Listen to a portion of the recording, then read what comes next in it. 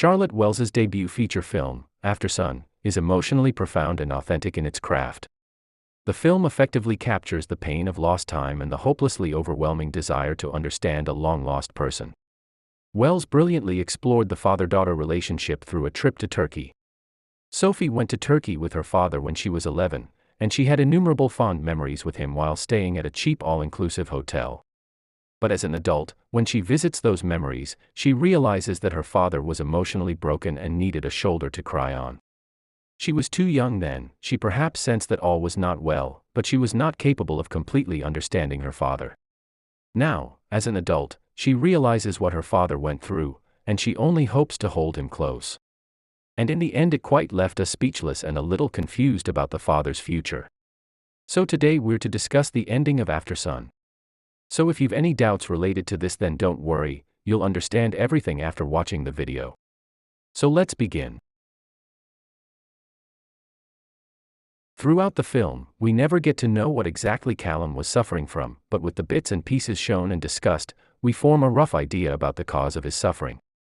When Sophie asked Calum how he had spent his 11th birthday, he mentioned that nobody in his family remembered that it was his birthday.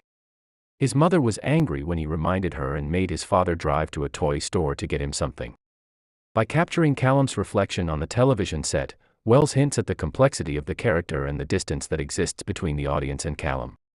His childhood was not a pleasant one, we can sense that he was neglected.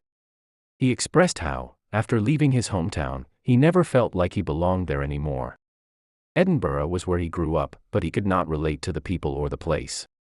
He prefers living in London and hopes to rent a house there with his business partner, Keith.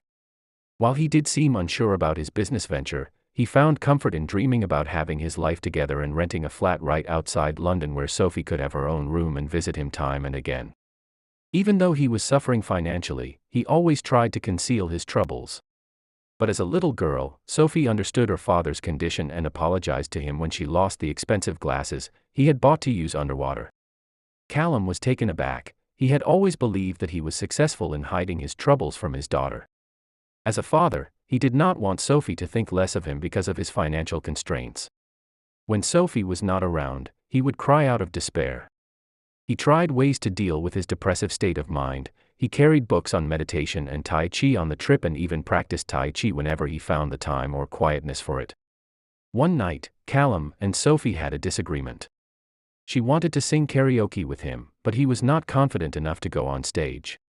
Later, Calum suggested Sophie take music lessons to nurture her interest, but Sophie expressed her frustration with her father by stating how he always made promises about things he did not have the money for. While Sophie might have said it out of childish disappointment, it was heartbreaking for Calum. Even though he was destroyed on the inside, he managed to smile and decided to go to their room. Sophie chose to stay on the hotel grounds for some time. Her comment troubled Calum, and he found it difficult to live with himself. He walked into the sea to drown his frustration and melancholy. He was a young father who perhaps never really planned to have a child in his 20s. He was compelled to become responsible, but he struggled to keep up with it. He had neither a satisfying personal life nor a successful professional life. He was drifting from one job to another, trying new things without knowing if they would ever work or not. At one point in the Aftersun, he even mentions how he never thought he would make it to 30 and that he could never imagine being 40. It was only because of Sophie that he returned from the beach to the hotel room that night. She was his reason to not completely give up, to return and carry on with his responsibility. When Sophie shared with him how she kissed a boy the previous night, he expressed how he hoped for Sophie to share with him details about her personal life, be it the boys she chose to date or the drugs she indulged in taking. He added that he had done it all so she could too, but she needed to share it with him. Even though this is an intimate conversation, visually, we stay far from the characters. It is almost as if we give the characters a moment of privacy or secrecy, the same secrecy that Calum promises Sophie. From this conversation, we also get a sense that Calum might have had a colorful young adult life, but maybe he never had someone to look up to, share his mistakes with, or advise him and help him get back on the right track. He wanted to become that person for Sophie, someone she could trust with all her secrets, someone who would not judge her and help her make sound decisions. Their holiday came to an end, and Sophie remembered how her father had the broadest smile as he danced to a piece of music. The distance between the father and the daughter is encapsulated in a rave party where adult Sophie catches glimpses of her father. She walks up to him, but she cannot see him in his entirety. She had a lot to say, indefinite reasons to be angry about, and the aching desire to hold on to her father a little longer. But he slipped away from her. Sophie stood in the dark room, unable to grab hold of her father as she watched him fall. As an 11-year-old, she did not know that would be the last dance she would have with her father. It seemed as if she could still feel the warmth of the last hug before leaving. She would have held him a little longer if she knew what the future had in store.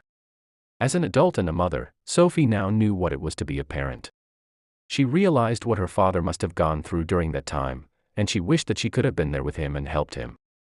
The dark, rave room represents the darkness that overwhelmed her father. In the end, we watch him walk into that room after leaving Sophie at the airport, indicative of how it eventually consumed him.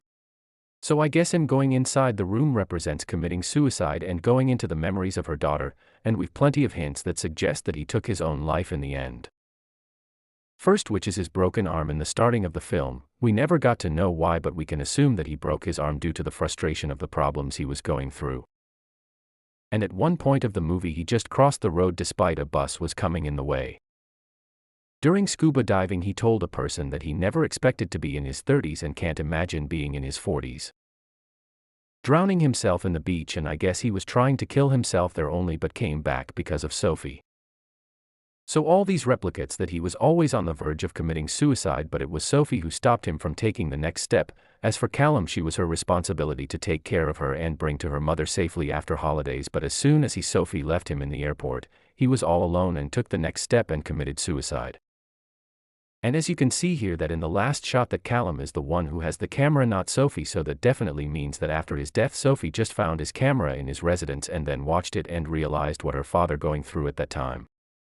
Even in the darkness, Sophie hoped and imagined that her father was happily dancing to a rhythm. She held on to the memories of her father through the videos they had taken during the trip and the carpet Calum bought in Turkey. After growing up, most of us realize how our parents were figuring out their lives when we were little. The pressure of being a parent, of knowing what the next step is, of not being a disappointment, is such that their lives as individuals are completely lost. Only after growing up does one understands the other side of the story. Sophie realized how broken her father was, yet he pretended that his life was in order. Aftersun is one of those films that lingers long after you have watched it. Frankie Corio is extraordinary as young Sophie, and Paul Mescal brilliantly depict the complexity of Calum's character. It is exciting to think of Charlotte Wells' future endeavors after this promising debut. So that's it for today's video everyone. I hope that you've liked it and understood it properly. As for now, I'll meet you in my next video. See ya.